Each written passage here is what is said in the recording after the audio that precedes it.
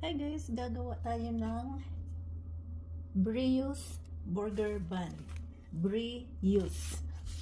So itong ating kailangan. Meron tayong yeast, butter, 10 tablespoon. Tapos kailangan natin ng asin. Kailangan natin ng sugar. 3 tablespoon granulated sugar. Ano natin dyan? 1, 2, 3. Set aside. Kailangan natin ng 1 tablespoon yeast.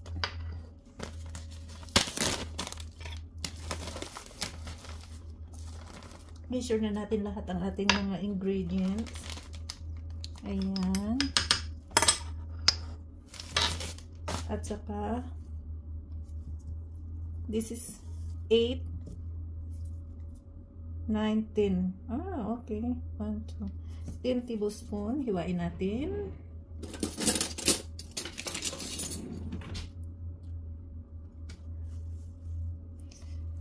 So, yan ang ating kailangan.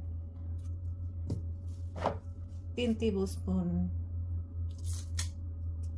So, i-cube lang natin siya, guys.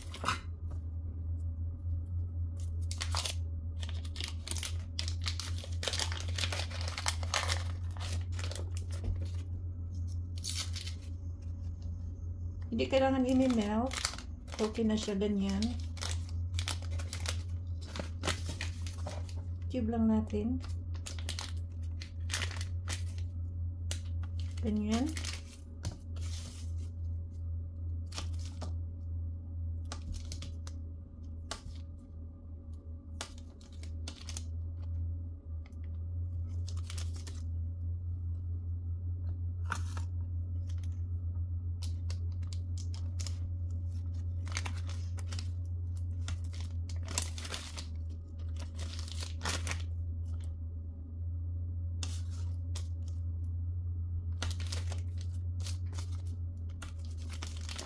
So, ganyan. Nakakube na siya.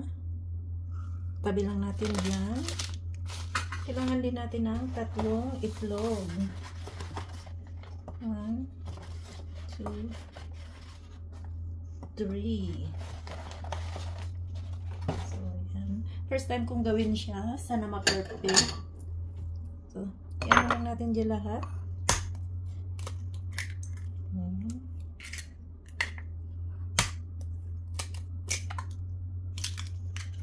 Oops. Dahan-dahan, baka may shell. So, ganyan na siya, guys. So, set aside. Tapos, ito, mayroon tayong flour. Kailangan natin ng 2 and 3/4. Bukas lang ako ng kamay.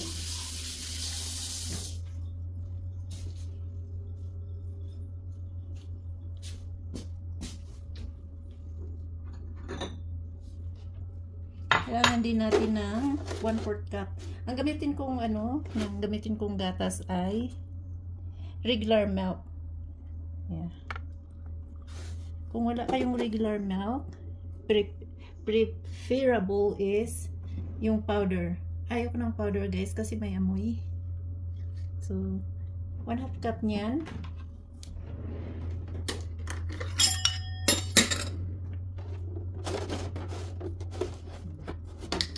Ano ito? Whole milk. Ayan, 1/2 cup. So, ayan. Tapos, lastly, kailangan natin ng asin.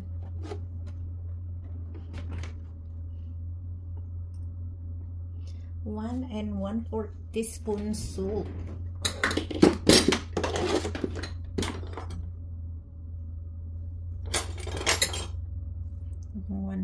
1/4 teaspoon and 1 teaspoon.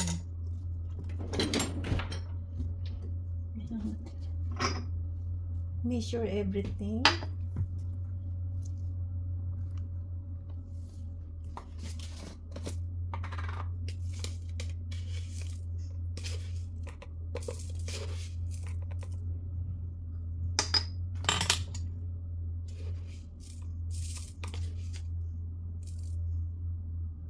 So, ayan, nandiyan na lahat ng ating mga ingredients. So, ito ang ating mga ingredients, guys. Gatas, yeast, sugar, eggs, butter, salt, and flour. So, let's go. Ilagay na natin siya sa ating bread machine. Tapos pagkatapos niyang i-ano ko lang siya dito, ni-knead ko lang siya. Maganda kasi pag sa bread machine natin mini-mix. Tapos i-pa-rice na natin sa stove top. Or pwede na rin dito i-rice. I-unplug mo na lang siya. Tapos i-bake natin sa ating maliit na air fryer oven. My favorite oven. Yeah. Sa air fryer ko binibake ang mga tinapay ko, guys. Yung malaki kong oven is mga ano lang yun. Pag nagro-roast kami ng turkey, ng beef. Okay, so first, lagay natin ang ating gatas. Liquid.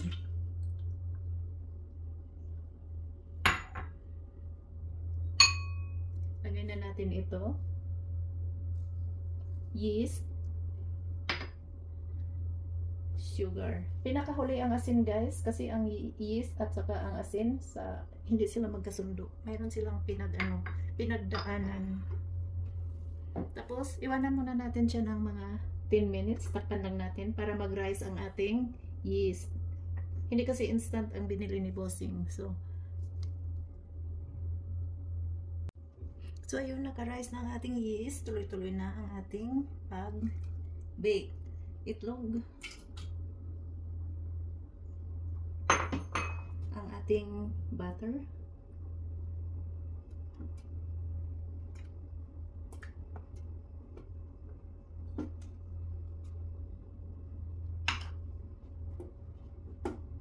naka-cube siya.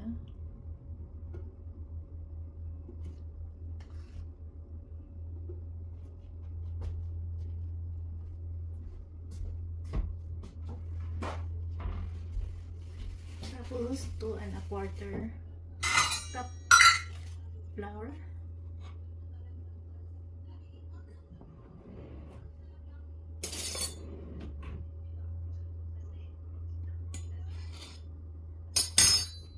One.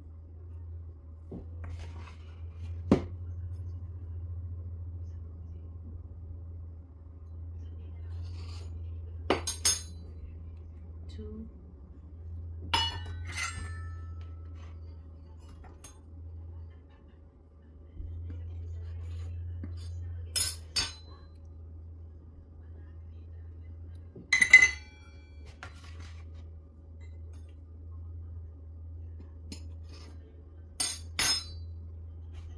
Yan, pinakahuli is yung ating asin. Dito sa ibabaw siya, guys. Tapos, ayan. Mix na natin dito sa ating bread machine. Clear mo na siya. Tapos, select manual. Stop. Ayan na.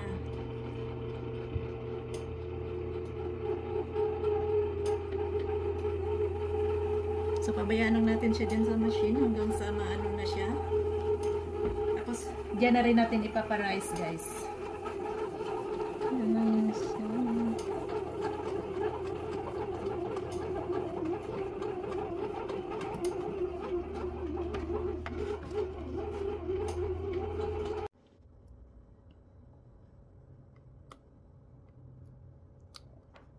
Ayan, guys, ready na ang ating dough. So, gagawa tayo ng mga at least, anong tawag doon? Ayoko ng mini. This ko is medium size. Kung mini, 12 lang ang magagawa. Gagawa tayo ng at least 8 pieces. Yan lang natin siya.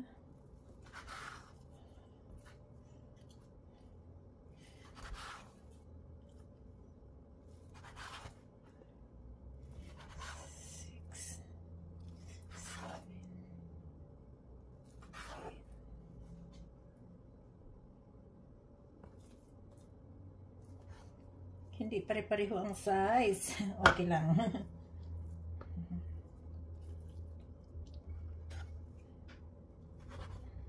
Tansya-tansya ko lang siya, guys. 1, 2, 3, 4, 5, 6, 7, 8. Ayan.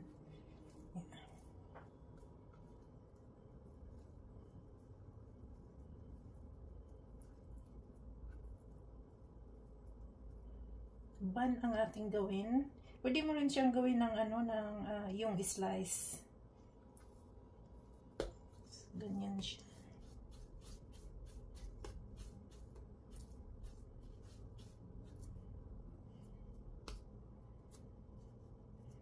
Pang ano siya. Para sa ano ito? Para sa fish sandwiches. So, masyado siyang ito, buttery. Ayan. Madali lang pala gawin.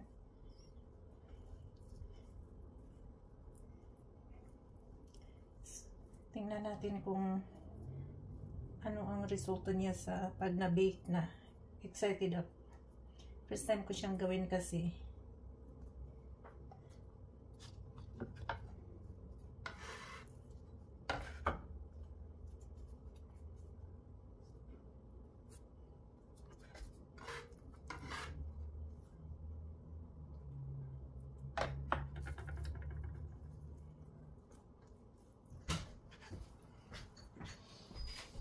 How's your truck?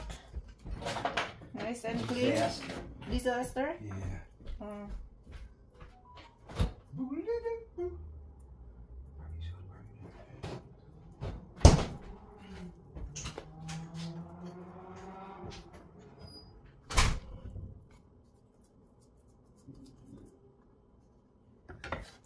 Gusto ko yung ano siya. Yung flat.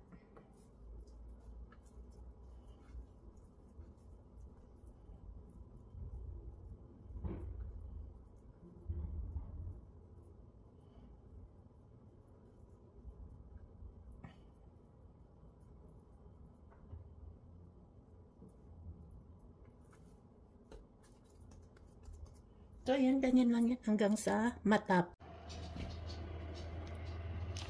Yan, ready na siya. Perfect. So, ito na ang ating first brioche.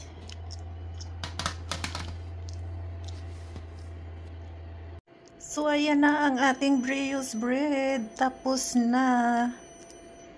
First time ko siyang gawin, guys. Looks perfect naman. So, pagkatapos i-bake, guys, pwede mo siyang i-glaze ng heavy cream with confectioner, sugar, at vanilla. Dahil ayaw kong extra sweet, whole milk na lang ang giniglaze ko sa kanya with vanilla. Kaya ayan, makintab siya, no? Guwapa. Para siyang nakabilo. So, thank you for watching. I hope you like this video.